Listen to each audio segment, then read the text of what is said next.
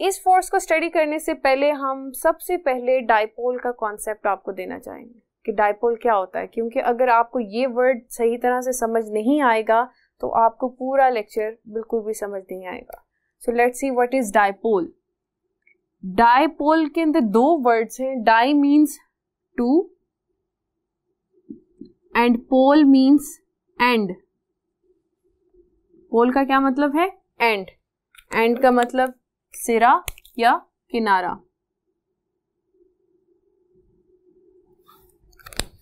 ये मार्कर है, इसके दो एंड्स हैं, ठीक है, तो हम इसे क्या कहेंगे? That is a dipole. आपके सामने मैं खड़ी हूं, मेरी भी दो एंड्स हैं, that is my head and my foot. अगर हम अर्थ को देखते हैं तो हम भी उसके नॉर्थ पोल और साउथ पोल, दो पोल्स को अक्सर डिस्कस कर रहे होते हैं।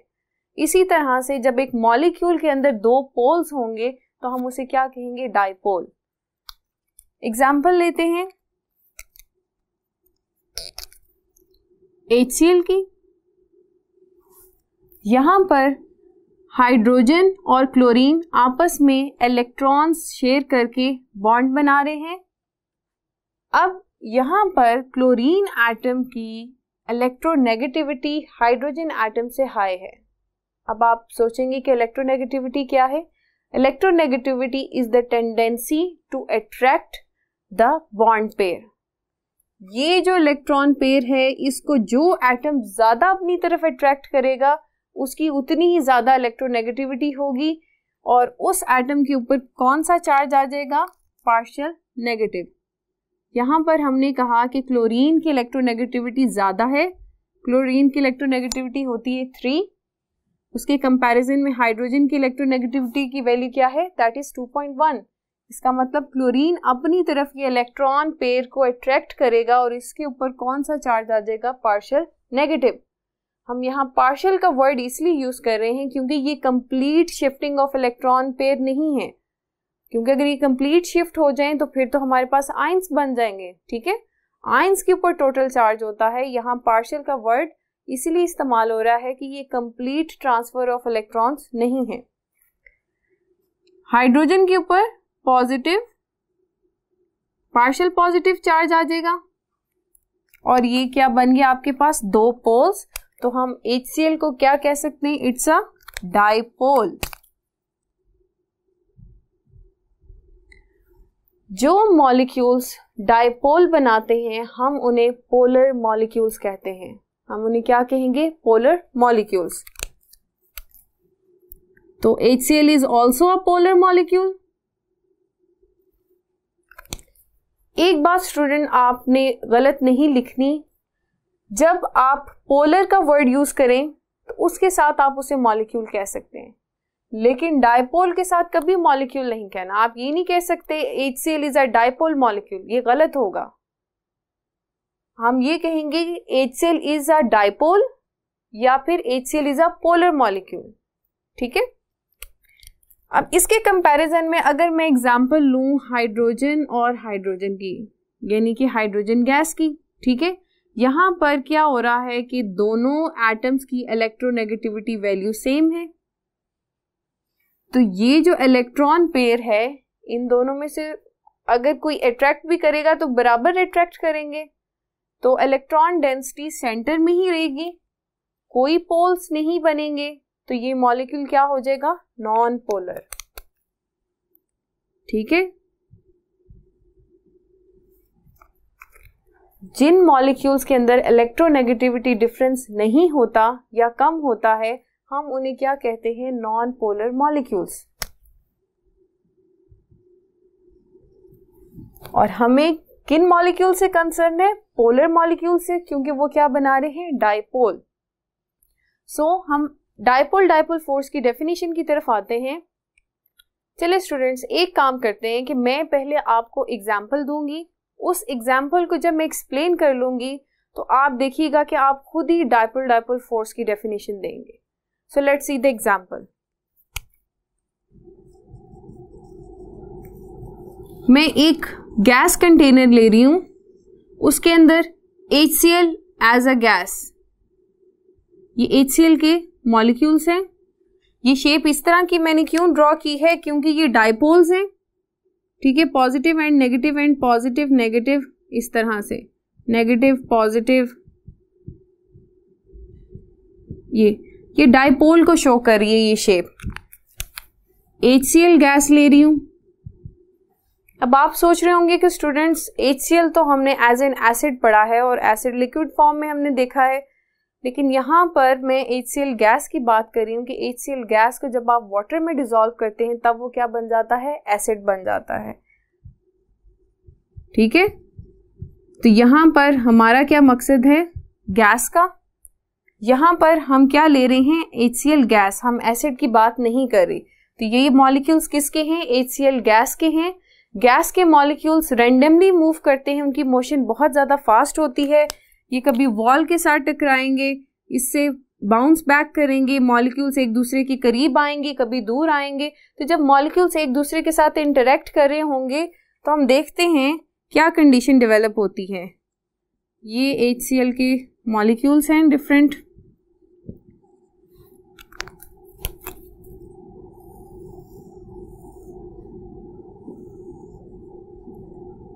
जी। जब ये मॉलिक्यूल्स रैंडमली मूव कर रहे होंगे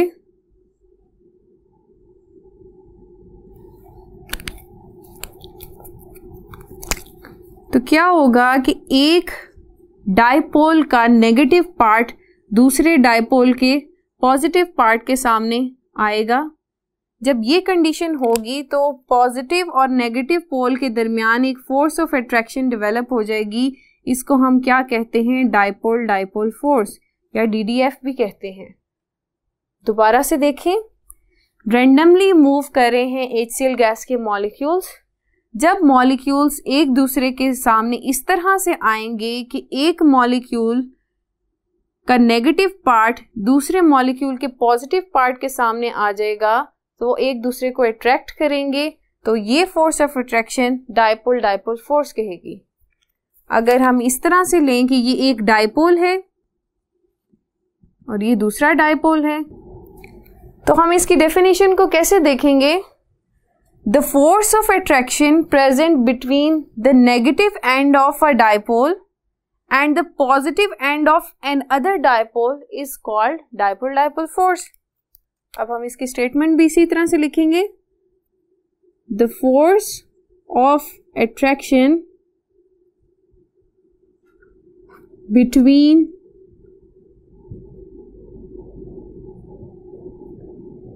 negative pole of a dipole and positive pole of another dipole is called dipole dipole force। इसे शॉर्ट फॉर्म में मैं DDF लिख रही हूं। ठीक है, अब एक और एग्जांपल से इसको मजीद स्टडी करते हैं। क्लोरोफॉर्म,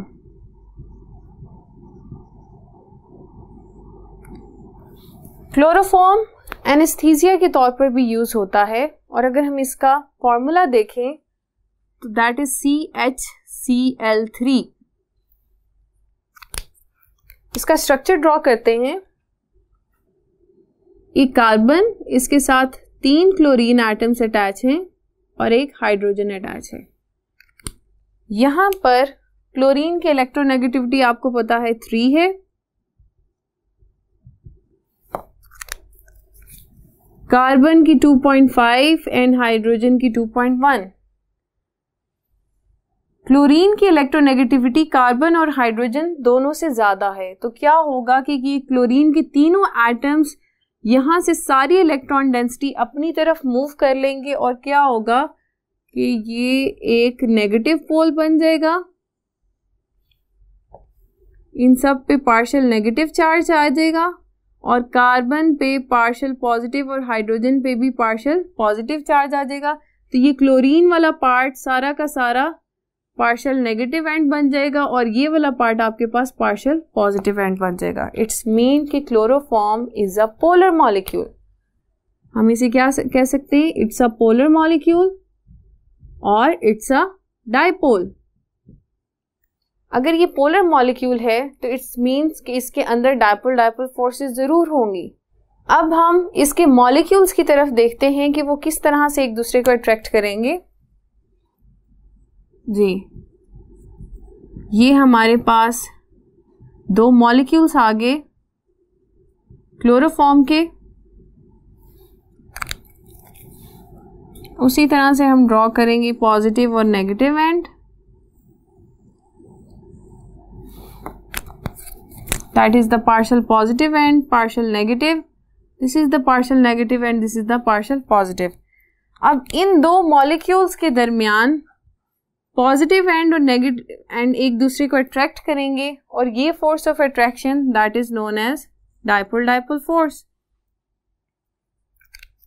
ठीक है, यहाँ पर इंडिविजुअली क्लोरीन के ऊपर पार्शियल नेगेटिव चार्जेस हैं, ये पार्शियल पॉजिटिव हैं।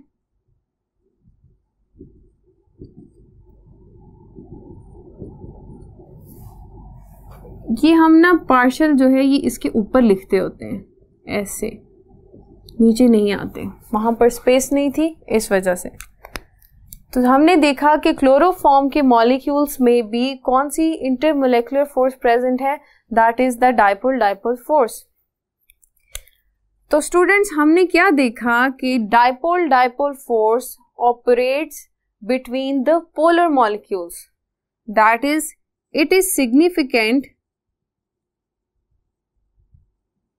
between polar molecules। अगर हम इसकी स्ट्रेंथ की बात करें तो dipole dipole force is 1% as effective as the covalent bond. इसका क्या मतलब है कि covalent bond is stronger than dipole dipole force. अगर मैं कहूं कि कोवलेंट बॉन्ड की 100 स्ट्रेंथ है तो उसके मुकाबले में dipole dipole force is only 1। ठीक है, उसकी क्या स्ट्रेंथ होगी, ओनली 1, इसलिए 1% एज इफेक्टिव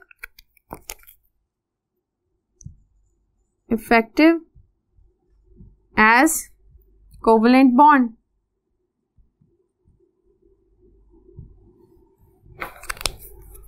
अब हम देखते हैं कि कौन से फैक्टर्स हैं जो डाइपोल डाइपोल फोर्सेस को इफेक्ट कर सकते हैं।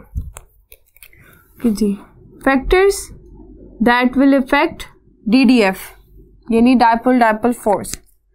सबसे पहला फैक्टर आता है हमारे पास इलेक्ट्रोनेगेटिविटी डिफरेंस का। ये डेल्टा का साइन डिफरेंस को शो करता है। डिफरेंस इस किसमें, इलेक्ट्रोनेगेटिविटी में। हम एग्जाम्पल से समझते हैं। मैं आपको अगर एग्जाम्पल दूं HCl,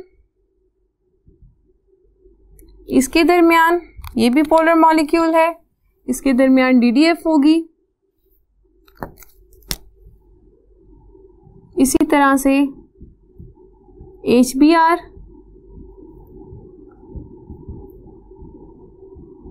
और हाइड्रोजन आयोडाइड, ये तमाम जो हैं पोलर मॉलिक्यूल्स हैं और हमने कहा था कि पोलर मॉलिक्यूल्स के दरमियान डाइपोल डाइपोल फोर्सेस ऑपरेट करती हैं। अब यहाँ पर इलेक्ट्रोनेगेटिविटी डिफरेंस हम थोड़ा सा देखते हैं कि हाइड्रोजन का 2.1 है इलेक्ट्रोनेगेटिविटी और क्लोरीन की आपके पास आ जाएगी 3, bromine is 2.8 and iodine is 2.5। ठीक है, इनका इलेक्ट्रोनेगेटिविटी डिफरेंस अगर हम निकालना चाहें, माइनस करें 0.9 आएगा, इनका डिफरेंस आपके पास 0.7 आएगा और इसी तरह से आपके पास 0.4 डिफरेंस आएगा। हमने इन सब का इलेक्ट्रोनेगेटिविटी डिफरेंस देख लिया। अब इलेक्ट्रोनेगेटिविटी डिफरेंस कैसे इफेक्ट करेगी डाइपोल डाइपोल फोर्स को, इतना ज़्यादा इलेक्ट्रोनेगेटिविटी डिफरेंस आएगा उतनी ही डाइपोल डाइपोल फोर्स जो होंगी वो स्ट्रांग होंगी। अब स्टूडेंट्स आप मुझे खुद बताएंगे कि इन तीनों एग्जाम्पल्स में किस में डाइपोल डाइपोल फोर्स सबसे ज़्यादा स्ट्रांग होगी। अगर आप ऑब्जर्व करें इलेक्ट्रोनेगेटिविटी का डिफरेंस किसका सबसे ज़्यादा आया है, that is of hydrogen chloride. इसका 0.9 इलेक्ट्रोनेगेटिविटी का डिफरेंस आया है। तो इट्स मीन कि इसके अंदर जो डायपोल डायपोल फोर्स है दैट इज द स्ट्रॉन्गेस्ट। उसके बाद HBr वहां पर स्ट्रॉन्ग होंगी और सबसे ज्यादा वीक किसमें होंगी? हाइड्रोजन आयोडाइड में। जी, ये स्टूडेंट आपने कॉन्सेप्ट समझ लिया। तो हमने इस सारी एक्सप्लेनेशन से क्या देखा कि electronegativity difference is directly proportional to polarity of a molecule,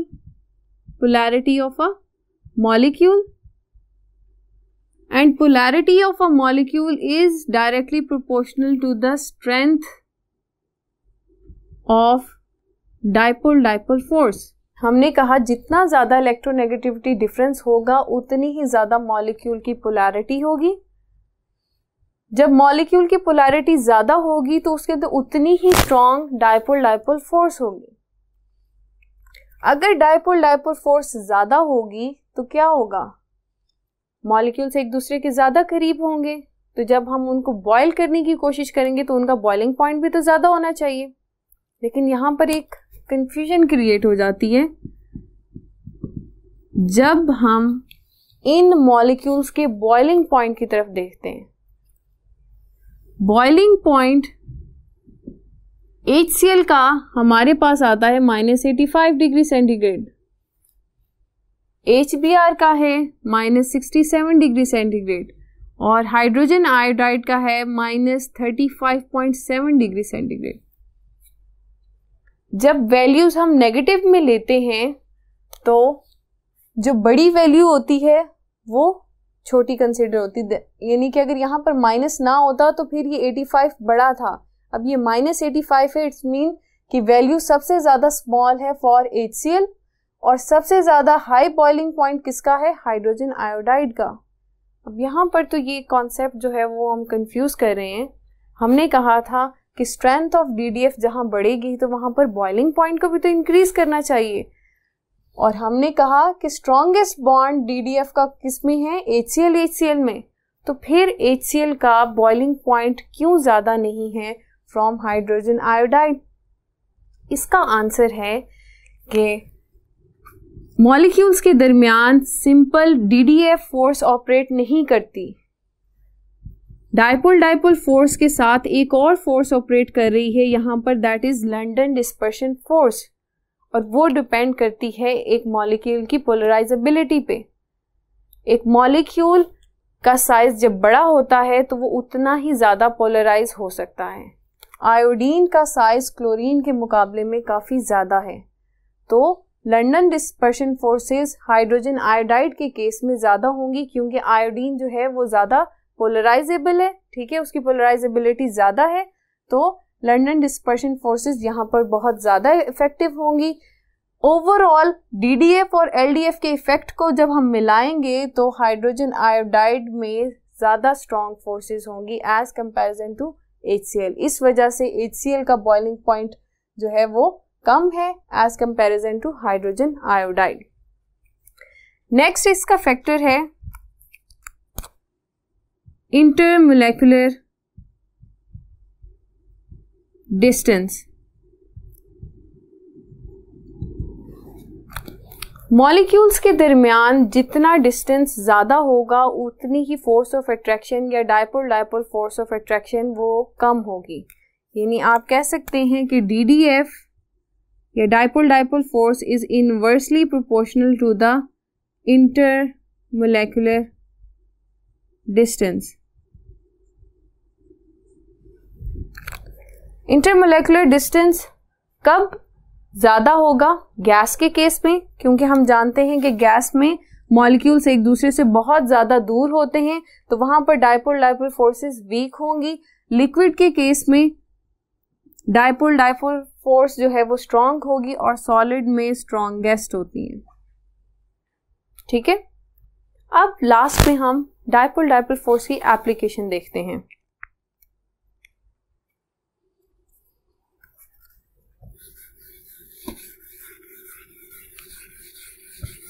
Okay students, come on to the application of dipole force. application of DDF, dipole-dipole force. Dipole-dipole forces molecules की थर्मोडायनामिक प्रॉपर्टीज को effect करती हैं. किस तरह से? Dipole-dipole forces are directly proportional to the thermodynamic properties. अब thermodynamic properties कौन सी हैं? For example melting point, boiling point, heat of vaporization, heat of sublimation, etcetera.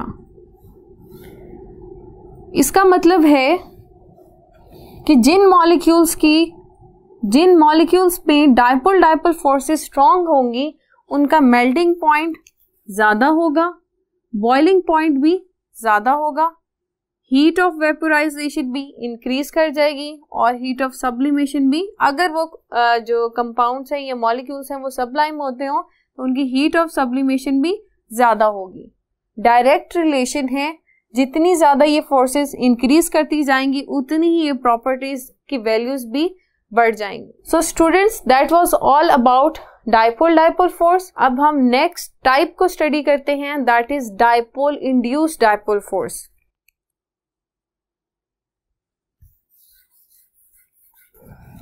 Ji, next type हम पढ़ रहे हैं dipole induced dipole force. Dipole induced dipole force, इसको Debye forces भी कहा जाता है. डाइपोल इंड्यूस्ड डाइपोल फोर्सेस को हम डिबाई फोर्सेस भी कहते हैं क्योंकि पीटर जे डॉट डिबाई ने इसको सबसे पहले स्टडी किया था, इसलिए इनको डिबाई फोर्सेस कहा जाता है. डिबाई का वर्ड स्टूडेंट्स आप इस बुक में 2 दफा पढ़ेंगे. एक आज इस टॉपिक में आप पढ़ रहे हैं एज ए डिबाई फोर्सेस, एक आगे जाके हम चैप्टर नंबर 6 में जब डाइपोल मूवमेंट पढ़ेंगे तो उसका कॉमन यूनिट जो है वो भी डिबाई है. इसका मतलब आपने डिबाई को भूलना नहीं, अभी डिबाई से एक मुलाकात आपकी बाकी है. So let's start with the definition. The force of attraction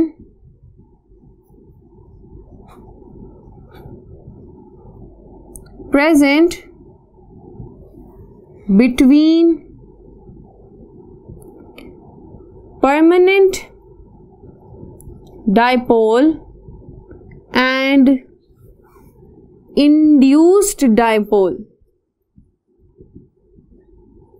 is called dipole induced dipole force.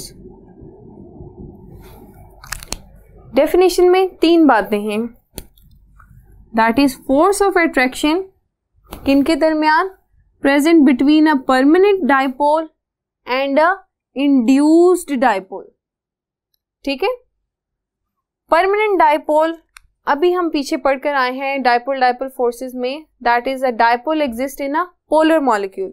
It means that dipole induced dipole forces are significant in the mixture of polar and non polar molecules. तो हम इसकी example देखते हैं. मैं neon और HCl का mixture लेती हूं एक गैस जार में. यहां पर HCl as a polar molecule है और नियॉन क्या है? Non polar. आप जानते हैं नियॉन नोबल गैस है और वो क्या है? नॉन पोलर है. और ये एक गैस जार है जिसके अंदर हाइड्रोजन और नियॉन मौजूद हैं.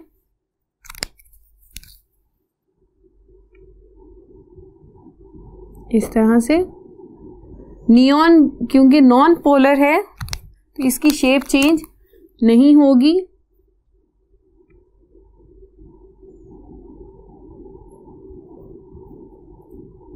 इस तरह से हाइड्रोजन पोलर है तो ये पार्शियल पॉजिटिव और नेगेटिव चार्जेस भी होंगे इस पे।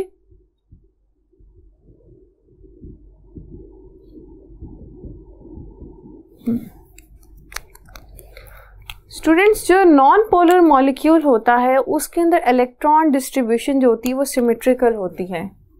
हमने नियॉन की एग्जांपल ली तो नियॉन के एटम में इलेक्ट्रॉन डिस्ट्रीब्यूशन जो है वो सिमेट्रिकल है। इस वजह से इसके कोई पोल्स नहीं बनेंगे, जबकि हाइड्रोजन क्लोराइड जो है उसके अंदर अनइक्वल डिस्ट्रीब्यूशन है इलेक्ट्रॉन्स की। ये आप देखें इस तरह से कि इलेक्ट्रॉन्स इस पोर्शन में ज़्यादा हैं as comparison to hydrogen. Unequal distribution की वजह से इसके डाइपोल बन गए हैं, या आप कह लें कि अनसिमेट्रिकल यहाँ पर डिस्ट्रीब्यूशन है इलेक्ट्रॉन्स की, तो ये डाइपोल बन गया है। ये डाइपोल है, दैट इज द क्या है, नॉन पोलर। गैस जार में पोलर और non polar molecules randomly move कर रहे हैं। रैंडमली मूव करने से क्या हो रहा है कि इनके दरमियान कुछ चेंजेस आएंगे। उस चेंजेस को आइए हम थोड़ा सा मजीद एक्सप्लेन करते हैं। जी स्टूडेंट्स, ये आपके सामने गैस जार है जिसके अंदर हमने मिक्सचर लिया हुआ है HCl और नियॉन के गैस मॉलिक्यूल्स का। अब आप देखें कि गैस मॉलिक्यूल्स बहुत ही रैंडमली मूव कर रहे हैं। अगर हम इनकी मोशन को बहुत ही क्लोजली और स्लो मोशन में ऑब्जर्व करें तो हम देखते हैं कि HCl जो एक डाइपोल है, जब ये एक नॉन पोलर नियॉन एटम के पास से गुजरेगा तो इलेक्ट्रॉन इलेक्ट्रॉन रिपल्शन की वजह से नियॉन एटम के अंदर एक डाइपोल इंड्यूस हो जाएगा और ये HCl मॉलिक्यूल तेजी से इसके पास से गुजर गया। अब ये कोई और दूसरा HCl मॉलिक्यूल इसके करीब आएगा और ये इंड्यूस डाइपोल जो है परमानेंट डाइपोल HCl के मॉलिक्यूल के साथ एक अट्रैक्शन डेवलप करेगा, जिसे हम कहते हैं डाइपोल इंड्यूस डाइपोल फोर्स। क्योंकि यहाँ पर एक डाइपोल ने पहले नॉन पोलर के अंदर डाइपोल इंड्यूस करवाया, उसके बाद एक और पोलर मॉलिक्यूल या एक और डाइपोल जो है उसके साथ उसने अट्रैक्शन डेवलप की, तो ये फोर्स क्या कहलाई, डाइपोल इंड्यूस डाइपोल फोर्स। तो स्टूडेंट, होप सो आपको ये कॉन्सेप्ट समझ आया होगा। फर्दर हम इसकी एक्सप्लेनेशन को देखते हैं। सो स्टूडेंट्स, अभी हमने देखा कि किस तरह से नियॉन में HCl ने डाइपोल इंड्यूस करवाया और इस इंड्यूस डाइपोल को एक मजीद परमानेंट डाइपोल ने अट्रैक्ट किया, तो हमारे पास dipole induced dipole forces develop हो गई, जिसे हम डिबाई फोर्सेस भी कहते हैं। इट्स मीन कि हम ये कह सकते हैं कि Debye forces are very significant in the mixture of polar and non polar gases. They are significant in polar and non-polar gases, basically mixture of, जहां पर दोनों होंगी। ठीक है, अगर हम स्ट्रेंथ की बात करें कि डिबाई फोर्सेस की स्ट्रेंथ को हम कंपेयर करें डाइपोल डाइपोल फोर्सेस से तो वीक होंगी। डाइपोल डाइपोल फोर्सेस स्ट्रॉन्ग हैं डिबाई फोर्सेस से, लेकिन ये स्टिल स्ट्रॉन्ग हैं लंडन डिस्पर्शन फोर्सेस से। Debye forces are strong than London dispersion force but weaker than DDF dipole dipole forces। एक इंटरेस्टिंग सी आपको मैं बात बताती हूँ कि आपने अभी यहाँ पर देखा mixture of polar and non polar gases में डिबाई फोर्सेस सिग्निफिकेंट होती हैं। तो क्या आप यही समझते हैं कि इस मिक्सचर में सिर्फ डिबाई फोर्सेस ही प्रेजेंट होंगी? जरा इस गैस जार की तरफ देखें, यहाँ पर नॉन पोलर मॉलिक्यूल्स भी तो एक दूसरे के करीब आ रहे हैं। तो नॉन पोलर मॉलिक्यूल्स जब एक दूसरे के सामने आए तो यहाँ पर लंदन डिस्पर्शन फोर्सेस एक्टिव हो रही हैं। ठीक है, ये पोलर मॉलिक्यूल जब इस पोलर मॉलिक्यूल के साथ अट्रैक्ट करेगा तो डाइपोल डाइपोल फोर्स एक्टिव हो जाएगी, DDF।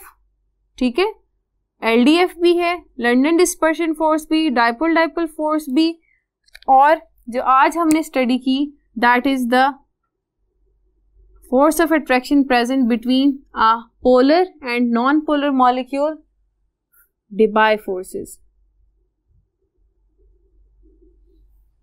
तो इट्स मीन कि mixture of polar and non polar gases में एक नहीं तीन फोर्सेस जो हैं वो एक्टिव हैं, that is Debye forces, dipole dipole force and London dispersion force. हम अभी डाइपोल डाइपोल फोर्स को भी पढ़ चुके हैं, Debye forces को हमने आज डिस्कस कर लिया है, और नेक्स्ट लेक्चर में हम लंदन डिस्पर्शन फोर्स पढ़ेंगे और देखेंगे कि वो किस तरह से इफेक्टिव है इन ऑल द मॉलिक्यूल्स। ठीक है, लंदन डिस्पर्शन फोर्स जो है हर किस्म के मॉलिक्यूल्स में प्रेजेंट होती है और स्पेसिफिक होती है for the non polar mixture. ये हम नेक्स्ट लेक्चर में डिटेल में डिस्कस करेंगे। होप सो स्टूडेंट्स आज का लेक्चर आपको समझ आया होगा। आज का लेक्चर बहुत इंपॉर्टेंट था और इसको ही आप बेस में रखेंगे, इसको ही समझते हुए हम नेक्स्ट जो टाइप है लंदन डिस्पर्शन फोर्स उसको बेहतर तरीके से समझ सकते हैं। तब तक के लिए अपना बहुत ख्याल रखिएगा। अल्लाह हाफिज स्टूडेंट्स।